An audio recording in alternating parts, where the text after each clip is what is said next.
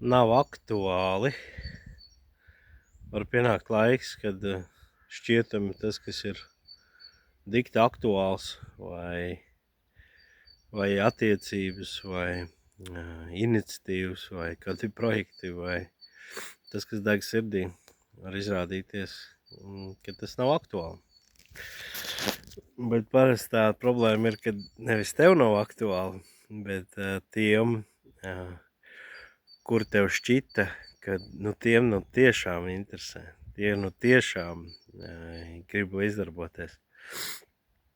Un šeit es saprotu, ir tā dinamika, arī tas ir tas šaurais ceļš, ne tikai Kristu, bet arī tādā aicinājumā, kas tu esi.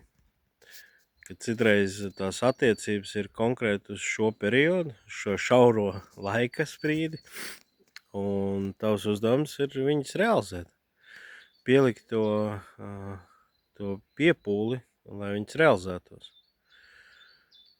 Un paiet laiks, un es nezinu, vai tu esi saskāries jau, kad nav vairs tā līme, vai ir kādas vilšanās cilvēkiem, vai ir kaut kādas par tevi pašu kaut kādas varbūt šķietams šķautnes, kas neuzrunā, vai kaut kāda pieņēmuma vai lietas.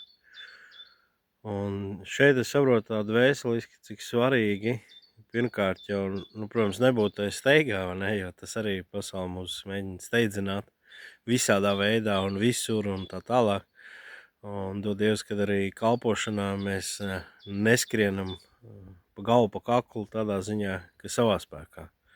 Bet, ka mēs gaidām uz Dievu, un tad, kad Dievs tev dod zaļo gaismu, tad gan dodies iekšā pilnā fūrē tādu šmaucu, cik ir iespējams. Protams, arī pazīstot sevi un tā tālāk, tur daudz dažādas lietas un nianses. Un te ir tas dvēseliski tev jāiemācās saprast, kad ir ok, ja tev ir kādas lietas, kad cilvēki nepavēlkās uz to, kas tu esi, kad cilvēki neakceptē to, kas tu esi. Un tas, man liekas, arī ir tas augsnes jauda, ka neatkarīgi no tās konteksta, ka tu to savu daļu turpini darīt uzticami. Un ja tā motivācija nav izpatikt cilvēkiem vai darīt pa acīm, vai, nezinu, dažādi tie motīvi noteikti var būt, bet ja tiešām izpatikt Dievam, tad arī tos uzslavus un kritikas un visas lietas tu vari paņemt jau veselīgi caur Dievu prizmu, ka tu arī uzslavas māki pateikt paldies, es tiešām to novērtēju, bet tu viņas nepiesavinies kā kaut kāda paaugstināšanās lieta, bet, vai arī kritikas, ne, ka tu mēģini saklausīt katrā kritikā to patiesības daļu, pie kā tev vēl jāstrādā. Un tas, man liekas, ir svarīgi, un svarīgi vēl tā attieksme, ka tas būs normāli, ja Dievs ir tev uzticējis kādu aicinājumu, un ja tu vēl nemāki komunicēt, vai nemāki līdzdalīt domas, procesus un to redzējumu, tas ir normāli, ka tu būsi nesaprasts, vai mazā daļiņa, kas tev pilnībā uzticās, jo ir kaut kāda pierādījuma, vai vienkārši tavu personību, vai kaut kur kaut kādas lietas rezonē vārdā, vai dažādi tie iemesli var būt. Un tad ir tā mazā sauļiņa, kas tev notic, kas redz to tavu realitāti. Un man liekas, te ir tā dvēseliski saprast, ka tas nebūs daudz, un ka tas ir zelta vērts, ka tādas attiecības, tie cilvēki, kas notic tev, tavam aicinājumam, viņi ir zelta vērti, jo viņi nav daudz, un viņi ir atvēlējuši tev savu laiku, un tas iedod to jaudu, arī nepagurt, Ja tu zini, ka kādi iestājas, kādi lūdz, kādi interesējās, kādi dzird, kādiem tev ir jādod norēķins. Ne? Ka tas ir viss tāds, es sapratu, tas savstarpējā miedarbība, un viņi ir ļoti, ļoti svarīgi.